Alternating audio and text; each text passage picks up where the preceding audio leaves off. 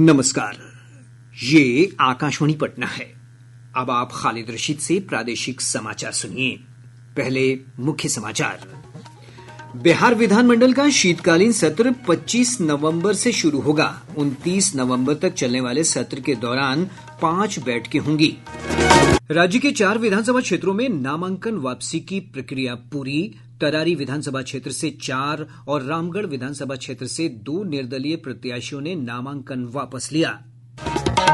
राज्य में संक्षिप्त मतदाता पुनरीक्षण कार्यक्रम शुरू। 28 नवंबर तक लोग मतदाता सूची में नाम जुड़वाने, हटाने और अन्य संशोधन के लिए कर सकते हैं आवेदन। और राज्य में दीपावली को लेकर उत्साह का माहौल, बाजारों में खरीदारों की उमड़ी भीड़। अब समाचार विस्तार से। बिहार विधानमंडल का शीतकालीन सत्र आगामी 25 नवंबर से शुरू होगा। सत्र 29 नवंबर तक चलेगा। इस दौरान 5 बैठकें होंगी।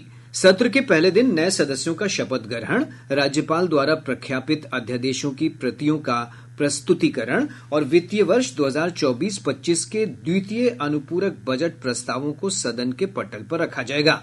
26 और 27 नवंबर को विभिन्न विधेयकों पर चर्चा, 28 नवंबर को अनुपूरक बजट पर चर्चा और सत्र के अंतिम दिन 29 नवंबर को गैर सरकारी सदस्यों के संकल्पों पर चर्चा होगी। राज्य के 4 विधानसभा क्षेत्रों इमामगंज, बेलागंज, तरारी और रामगढ़ उपचुनाव के लिए नामांकन वापसी की प्रक्रिया आज पूरी हो गई। जानकारी के अनुसार भोजपुर के तरारी विधानसभा क्षेत्र से 4 प्रत्याशियों ने अपना नामांकन वापस ले लिया। वहीं कैमूर के रामगढ़ विधानसभा क्षेत्र से 2 निर्दलीय प्रत्याशियों ने अपना नामांकन वापस लिया है। इसके साथ ही तरारी में 10 और रामगढ़ में 5 प्रत्याशी चुनाव मैदान में रह गए हैं। गया जिले के इमामगंज और बेलागंज विधानसभा क्षेत्र से किसी प्रत्याशी ने नामांकन वापस नहीं लिया है। इन 4 सीटों पर 50 उम्मीदवारों ने नामांकन पत्र भरे थे, जिनमें 44 नामांकन वैध पाए गए। इन सीटों पर उपचुनाव के लिए मतदान 13 नवंबर को होगा, जबकि मतों की गिनती 23 नवंबर को की जाएगी। राज्य में संक्षिप्त मतदाता पुनरीक्षण कार्यक्रम की शुरुआत हो गई है। निर्वाचन आयोग के मतदाता सूची के प्रारूप प्रकाशन के बाद लोग अपने दावे और आपत्ति दर्ज करा सकते हैं। मुख्य निर्वाचन पदाधिकारी HR श्रीनिवास ने बताया कि 28 नवंबर तक राज्य का कोई भी नागरिक मतदाता सूची में नाम जुड़वाने और उसमें किसी संशोधन के लिए ऑनलाइन या ऑफलाइन माध्यम से आवेदन कर सकता है। अक्टूबर 29 से लेकर नवंबर 28 तारीख तक कोई भी राज्य का किसी भी नागरिक अपनी नाम जोड़ने के लिए, अपनी नाम में कोई परिवर्तन करने के लिए, नाम विलोपन करने के लिए आवेदन दे सकता है। आवेदन देने के लिए ऑनलाइन सिस्टम भी है, ऑफलाइन सिस्टम भी है। ऑनलाइन सिस्टम में निर्वाचक खुद वोटर सर्विस पोर्टल एक वेबसाइट है, उसमें जाकर के भी अपनी फॉर्म भर सकता है। वोटर हेल्पलाइन ऐप नाम का ऐप है, उससे भी उन्होंने अपनी नाम, अपने परिवार का नाम, परिवार का किसी सदस्यों का नाम में परिवर्तन करना, जोड़ना या घटाने का काम कर सकता है। इसके अलावा हम लोग एक स्पेशल कैंपेन भी चलाने वाला है नवंबर 2-3 को और नवंबर 23-24 तारीख को। दीपावली को लेकर पूरे प्रदेश में उत्साह का माहौल है। दीपावली को लेकर हर ओर उल्लास का वातावरण है। बाजारों में रौनक बढ़ गई है। विभिन्न स्थानों पर लोग लक्ष्मी गणेश की मूर्तियां, मिट्टी के दिए, खिलौने और पूजन सामग्री की खरीदारी कर रहे हैं। एक रिपोर्ट। श्री रामचंद्र कृपालु भज मन हरण भव भय दारुण। दीपावली को लेकर पूरे प्रदेश में माहौल भक्तिमय हो गया है। इस अवसर पर धन धान्य की देवी लक्ष्मी और विघ्नहर्ता भगवान गणेश की पूजा अर्चना की जाती है।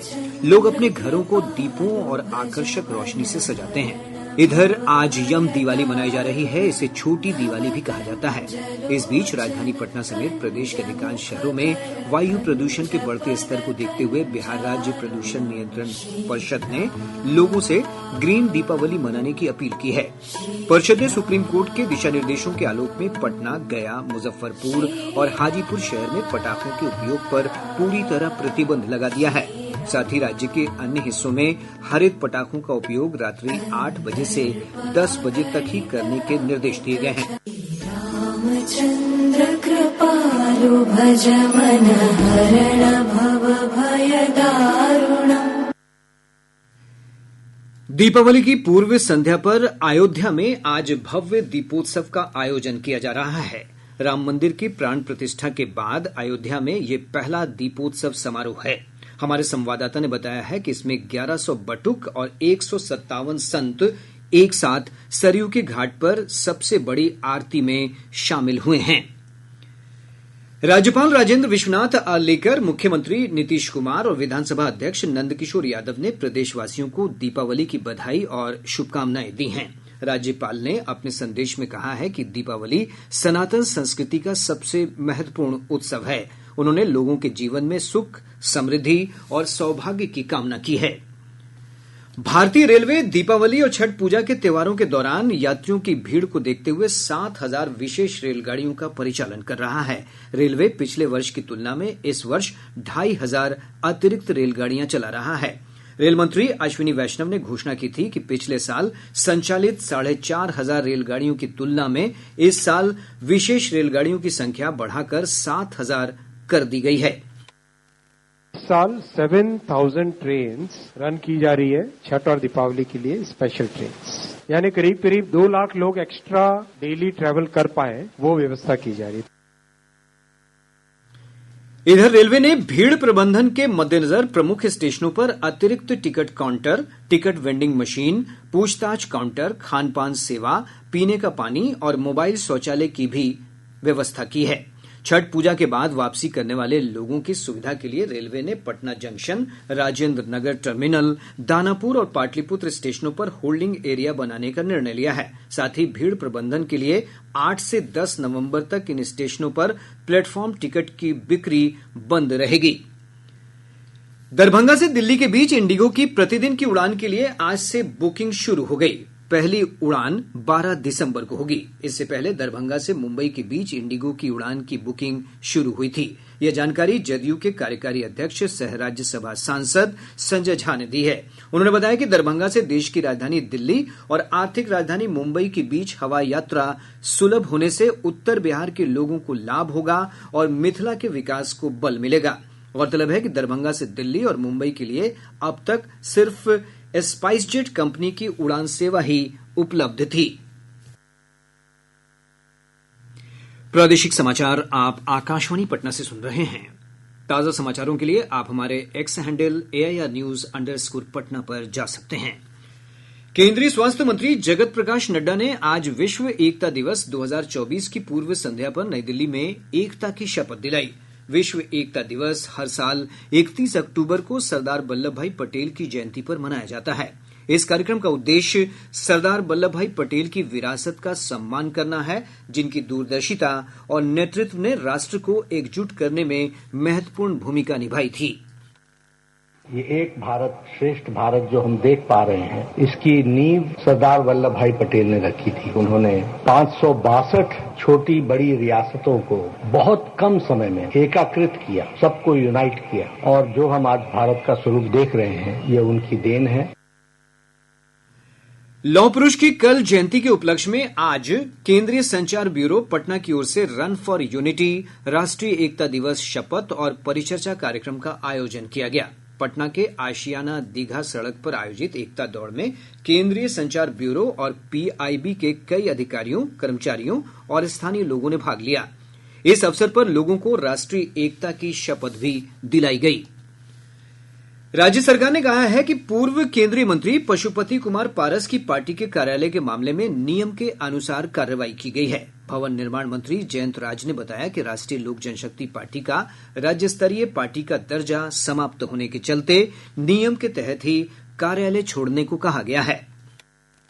चुनाव आयोग के द्वारा एक नियमावली बना हुआ है, उसी नियमावली के तहत में किसी भी पार्टी को भवन दिया जाता है। वो राज्य की पार्टियों को हम लोग देते हैं या जो राष्ट्रीय स्तर की पार्टी, 2 तरह की पार्टियों को दिया जाता है। जिसको राज्य स्तरीय दर्जा प्राप्त होता है, मान्यता प्राप्त होता है, उन्हीं को भवन दिया जाता है और समय समय पर इसको देखता है भवन निर्माण विभाग कि अगर किसी का राष्ट्रीय पार्टी का या राज्य स्तरीय पार्टी का मान्यता समाप्त हो गया है तो उसको जो है उसको हटाया भी जाता है और नए लोगों को दिया भी जाता है। तो उसी नियम के तहत ही इस कार्रवाई को की गई है। इधर इस मामले में पटना उच्च न्यायालय ने श्री पारस को राहत दी है। न्यायालय ने जबरन पार्टी कार्यालय खाली कराने पर रोक लगाते हुए कार्यालय खाली करने के लिए 2 सप्ताह की मोहलत दे दी है। बिहार सरकार के कर्मचारियों को स्मार्ट तरीके से आवास आवंटन के लिए ऑनलाइन सिस्टम की शुरुआत कर दी गई। भवन निर्माण विभाग के सचिव कुमार रवि ने बताया कि पटना के सरकारी क्वार्टर विभाग के सॉफ्टवेयर ई निवास के माध्यम से आवंटित किए जा रहे हैं। उन्होंने कहा कि करीब 4000 क्वार्टर के आवंटन और प्रबंधन का कार्य इसके माध्यम से किया जाता है। भगवान महावीर के 2550वें निर्वाण दिवस के अवसर पर नालंदा के पावापुरी में पावापुरी महोत्सव का आयोजन किया जा रहा है। जल संसाधन मंत्री सह जिले के प्रभारी मंत्री विजय कुमार चौधरी ने आज महोत्सव का उद्घाटन किया।